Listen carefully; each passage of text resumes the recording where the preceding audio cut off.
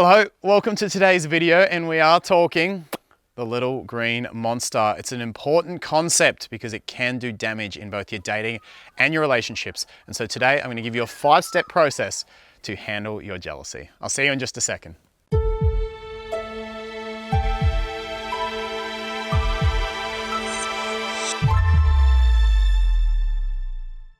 Welcome to today's video, and this is a topic that I'm personally super passionate about.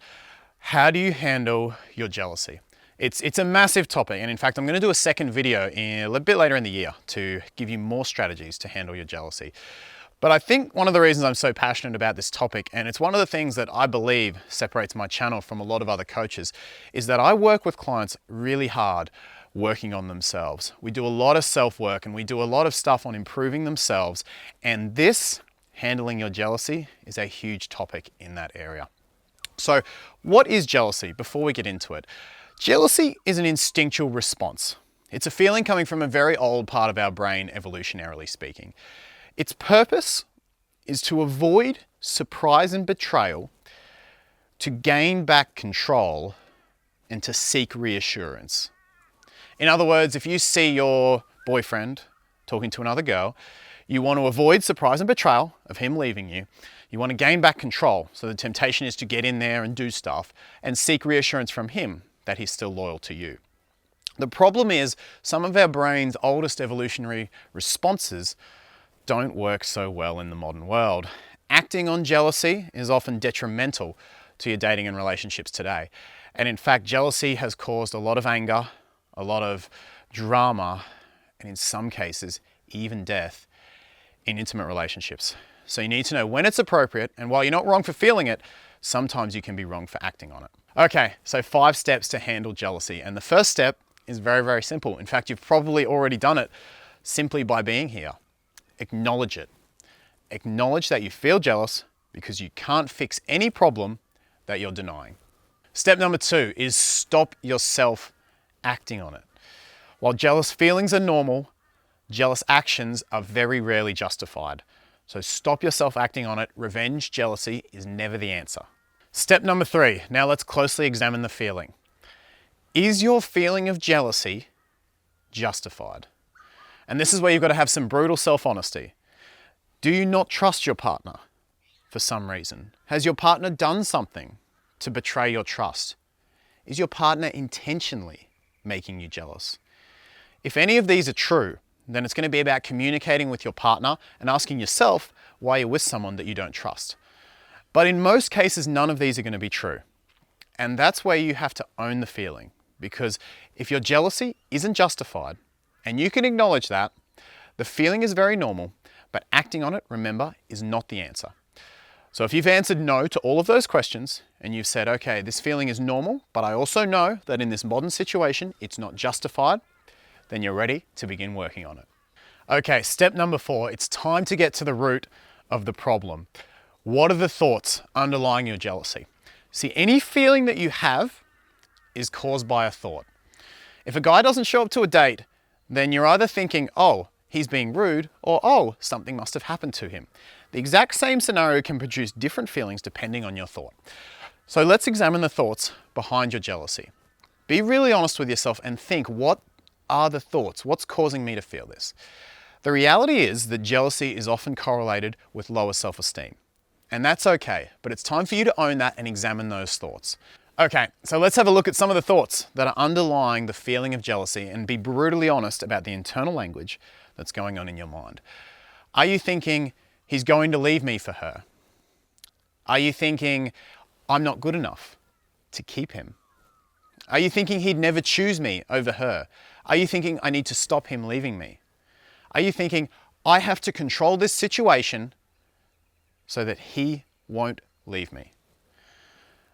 Have a look at the underlying thoughts, and once you've identified them, write them down. Step number 5. Now, you've already got the thoughts down on paper that are causing you to feel jealous. If you haven't done that yet, I'd encourage you to pause the video and really examine the underlying thoughts. Once you've got them, what we need to do in step 5 is design some antidote thoughts. So these are thoughts that are going to counteract the negative ones that are making you feel jealous.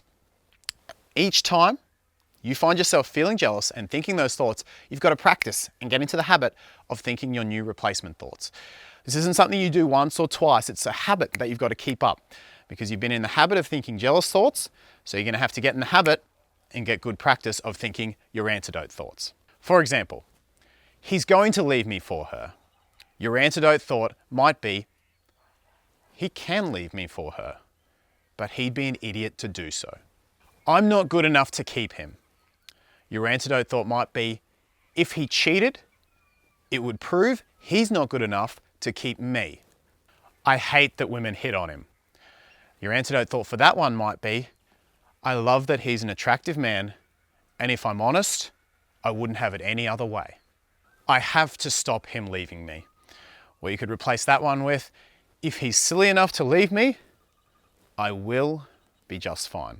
I have to stop this happening and control the situation. Or you can replace that with, I don't have to control this situation because I trust him. Figure out what your antidote thoughts are. So there's some examples there, but figure out what yours are. If you're not sure, go back to step 4. Examine the underlying thoughts and figure out what the antidotes are. And then every time you catch yourself thinking the first thought that's making you jealous, practice thinking your antidote thought. So those are the 5 steps. Now, as I said, I'm going to do another video on this, but I want to just give you one more little bonus step right now to help you handle your jealousy, because sometimes those mindsets, your antidote mindsets, can be hard to keep in mind and hard to believe at the time. So I'd say this little bonus step is use your jealousy as a trigger to work on yourself. In other words, every time we feel jealous, it's usually because we're not feeling that good, we're a bit insecure, and we're not feeling like the prize that logically we know we are. So use jealousy not just as a trigger to think your antidote thoughts, but as a trigger to work on yourself. So he goes out with his friends and you know girls are going to be hitting on him. You can sit at home being jealous and hoping that he calls you and then harassing him to call you and then him wanting to get away. Or you can say, wait, I'm feeling jealous. That's a trigger to work on myself. Okay, what can I do extra this week for work? What hobby can I pursue right now? Which friends can I hang out with? How can I make a plan for this week to kick more ass in my life than I've ever kicked before?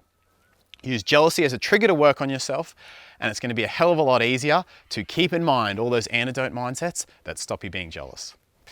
Well, that's it. Thank you so much for watching. As I said, there are some more advanced strategies. So once that next video is out, I'm going to put that one in the description as well. But that should give you something to use right now to instantly make you feel better and stop yourself feeling jealous, especially and importantly, if that jealousy is unjustified. Jealous feelings are normal, but jealous actions are not and can be extremely toxic to your dating and relationships. Well, thank you so much for watching. That's the whole video. I'd encourage you to leave a comment. Make sure you leave your thoughts, comments, questions, etc. below. Give the video a thumbs up. And of course, don't forget to subscribe. Make sure you subscribe to the channel. Hit the little bell so you get notifications when new videos are out. And I look forward to seeing you in the next video very soon.